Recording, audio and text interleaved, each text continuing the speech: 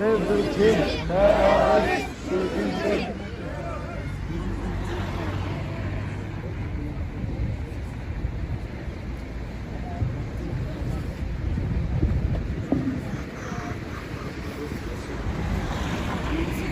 Hak, hukuk, adalet, Türkistan'a hürriyet. Hak, hukuk, adalet, Türkistan'a hürriyet. Hak, hukuk, adalet, Türkistan'a hürriyet. Hak, hukuk, adalet, Türkistan'a hürriyet. Değerli basın mensupları, siyasi parti ve STK'ların saygıdeğer temsilcileri, Doğu Türkistan davasının Yılmaz destekçileri, kıymetli hemşehrilerim, sevgili çocuklar, hanımefendiler, beyefendiler, hepinizi saygı ve sevgiyle selamlıyorum.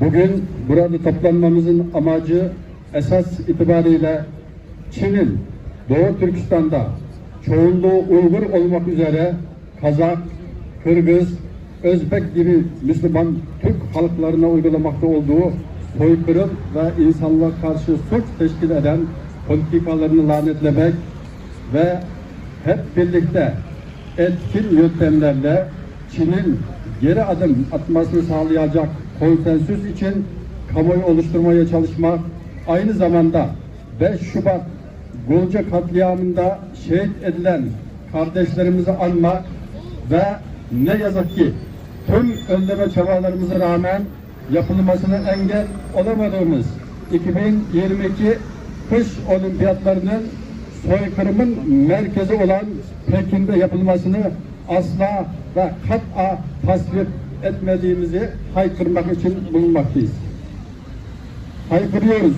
Bu insanlığın ayıbıdır. Olimpiyatların kara lekesidir. Çin'in Doğu Türkistan'da milyonlarca Müslüman Türk'ü işkence kamplarına kapatarak soykırım yapmakta olduğu artık bir iddia değil, deliller, işkence kamplarından kurtulan mağdurların ifadeleri, uluslararası araştırmacıların raporları, Çin'in sızdırılmış çok gizli belgelerindeki direktifleri ve bizzat kamplarda görev yapmış Çinli polisin tanıklığı sonucunda Londra'da kurulmuş bağımsız Uygur Mahkemesi tarafından 9 Aralık 2021 tarihinde Çin'in Doğu Türkistan'da uygulamakta olduğu politikalarının soykırım ve insanlığa karşı suç olduğu hükmü verilmiştir. Çin artık emperyalist emellerini gizlemeye ihtiyacı duymayacak konumu gelmiştir. Bir kuşak, bir yol projesi Çin'in emperyalist emellerini gerçekleştirmesinin can damarıdır. Doğu Türkistanlıları bu projenin önündeki en büyük engel olarak gördükleri için kökünden halledilmesi gereken bir sorun olarak bakmaktadır.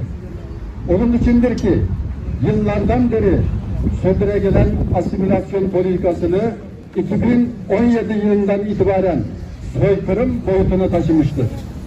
Çin Komünist Partisi yönetiminin zihniyeti insanı değerli bir varlık olarak değil, sadece üretim aracı zor kullanılarak yönetilmesi gereken ve ÇKP'ye mutlak itaat ettiği müddetçe yaşamalarına müsamaha gösterilebilecek topluluklar olarak görmektedir.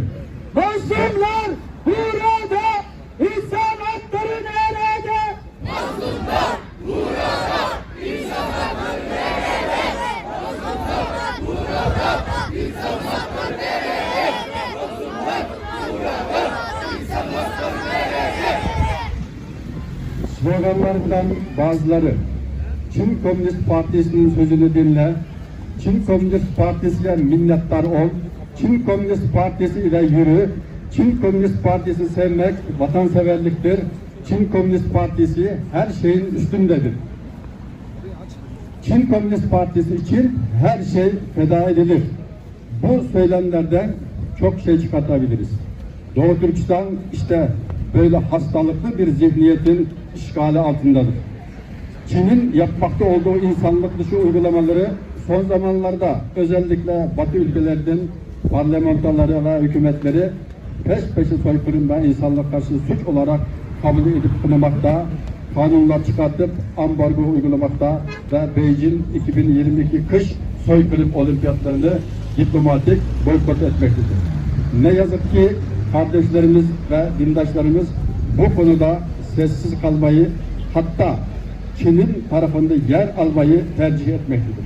Her zaman mazlumdan yana, zalimin karşısında duran Türk soydaşlarımızdan adalet, sevgi, saygı, şefkat ve güzel ahlak üzerinde olması gereken İslam ümmetinden ve hakkaniyeti, insan hakları ve özgürlükleri bir değer olarak gören bütün insanlığı Doğu Türkistan'daki soykırımı durdurmak için harekete geçmeye davet ediyoruz.